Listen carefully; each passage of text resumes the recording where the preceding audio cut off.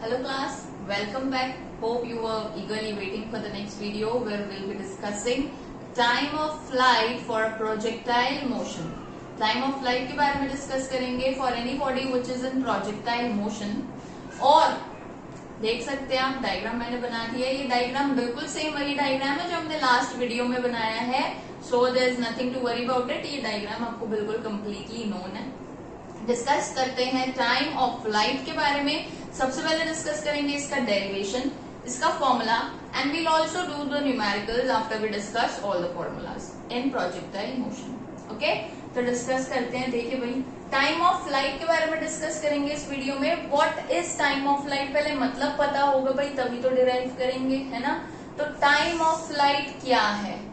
Time of flight का मतलब है कि आप कभी भी किसी बॉडी को ऊपर उछालते हो, ऐसे फेंकते हो या ऊपर उछालते हो, कुछ भी समझ लो, वो बॉडी हवा में कितनी देर के लिए रहती है. पहले ऊपर जाती है, हवा में रहती है, फिर नीचे आती है, हवा में रहती है, और फिर ग्राउंड को टच करती है.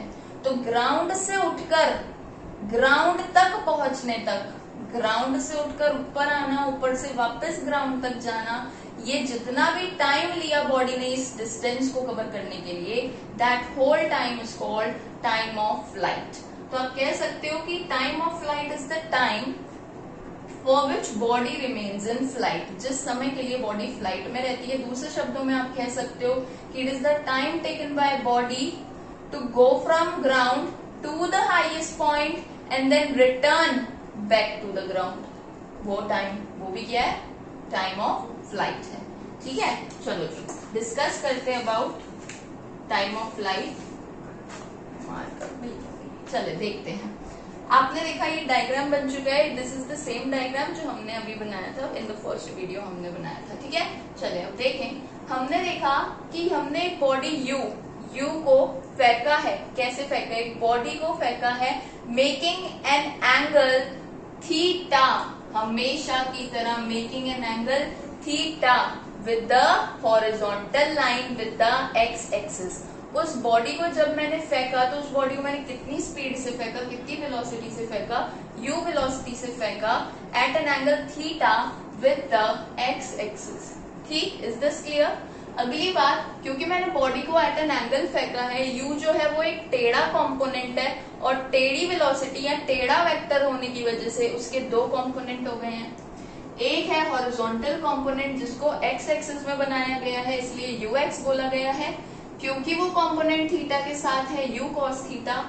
और जो अगला वाला कंपोनेंट है वो y एक्सिस में है, वो थीटा से दूर है, तो u sin theta. This was also explained in the last class. So I hope this is clear to you. अब टाइम ऑफ फ्लाइट के बारे में बात करते हैं. अगर हम बात करें टाइम ऑफ फ्लाइट की, तो टाइम ऑफ फ्लाइट का मतलब है बॉल ऊपर गई, नीचे आई, कितने समय तक हवा में रही. कितने समय तक हवा में रही? पहले नीचे से ऊपर गई. देखो भाई, नीचे से ऊपर गई हाईएस्ट पॉइंट पे, ऊपर से वापस नीचे आ गई लोएस्ट पॉइंट पे. कितनी देर हवा में रही?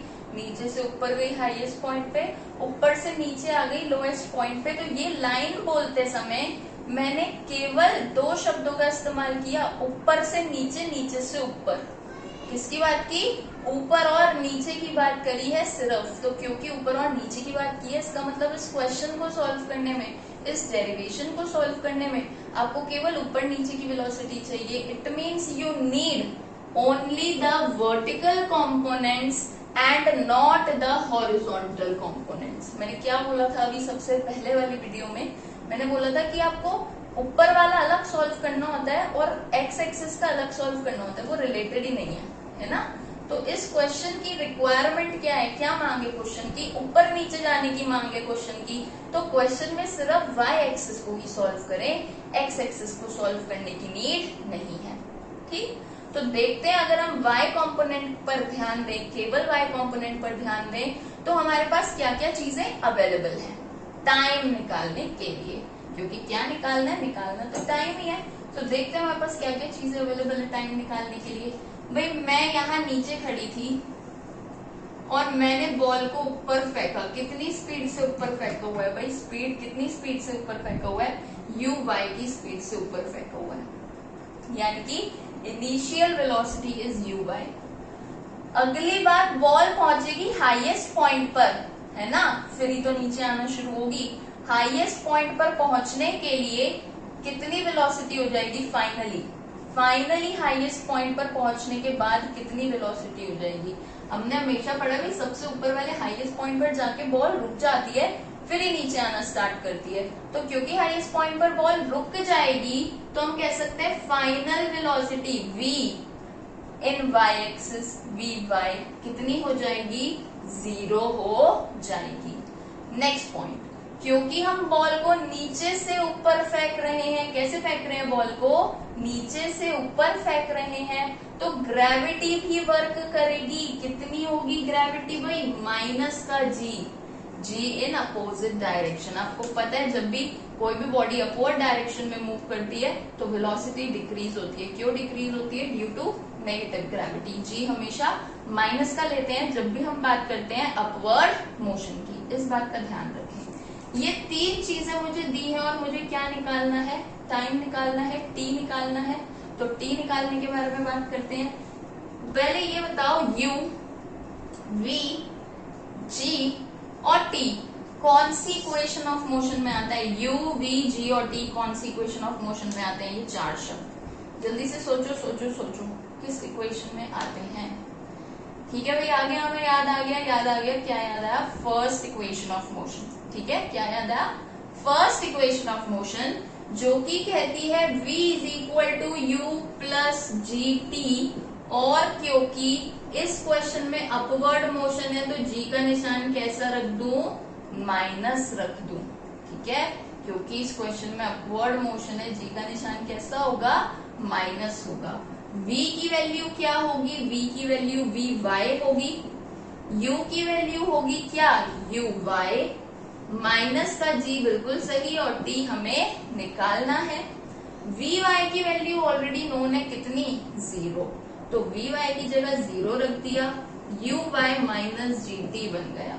ठीक है, माइनस gt इधर आके क्या बन जाएगा, प्लस gt बन जाएगा, which is equal to uy। अभी भी ये और भी सॉल्व हो सकता है, देखो कैसे, आपको पता तो है भाई uy किसके बराबर है, किसके बराबर है, uy बराबर है u साइन थीटा की, तो भाई पुट कर दो, uy की जगह क्या लिख दिया, u साइन थीटा लिख दिया, which is equals to gt। Got it. इसके बाद हमें तो t की वैल्यू निकालनी है, तो t को यहीं बैठे रहने दो, u साइन थीटा और g आ जाएगा यहाँ डिवाइड में। इट मीन्स हमने टाइम कैलकुलेट कर लिया, किस चीज का टाइम कैलकुलेट कर लिया, नीचे वाले पॉइंट से ऊपर वाले पॉइंट तक पहुंचने के लिए, यानी कि this is time to go up. अगर आपको टाइम टू गो अप पता है, ऊपर जाने का टाइम पता है, तो भाई नीचे आने के टाइम की चिंता करने की जरूरत नहीं है। नीचे आने में भी उतना ही टाइम लगता है जितना ऊपर जाने में। ठीक है, नीचे आने में भी उतना ही टाइम लगता है जितना ऊपर जाने में लगता है। ऊपर जाने में कितना समय लगा भाई, कितना टाइम लगा, u sine theta upon g, तो नीचे आने में भी u sine theta upon g ही लगेगा। तो लिख लेते हैं टाइम टू गो या टू कम लिख लेते हैं, time to come down is equal to same time u sine theta upon g। I hope this is clear. ऊपर जाने का टाइम भी पता है, नीचे आने का टाइम भी पता है, तो टोटल टाइम क्या हो गया, ऊपर गया फिर नीचे आया, टोटल टाइम क्या हो गया, टोटल टाइम हो गया टाइम ऑफ फ्लाइट। और टाइम ऑफ फ्लाइट का सिंबल होता है क्या, capital T. Time of flight का क्या सिंबल होता है, कैपिटल टी। तो कैपिटल टी कैसे निकलता है भाई, कैपिटल टी निकलता है ऊपर जाने का टाइम, ऊपर जाने का टाइम प्लस नीचे आने का टाइम, जिसको हमने टी से डिनोट किया है दोनों की बारी। तो ऊपर जाने का टाइम है u साइन थीटा अपॉन जी, नीचे आने का टाइम है u साइन थीटा अपॉन जी, दोनों को ऐड करके आ गया 2u sine theta upon G. और वही है हमारा final expression for time of flight, final expression for time of flight, this is 2u sine theta upon G. और ये आपको लर्न हो जाना चाहिए, 2u sine theta upon G, this should be learn to you.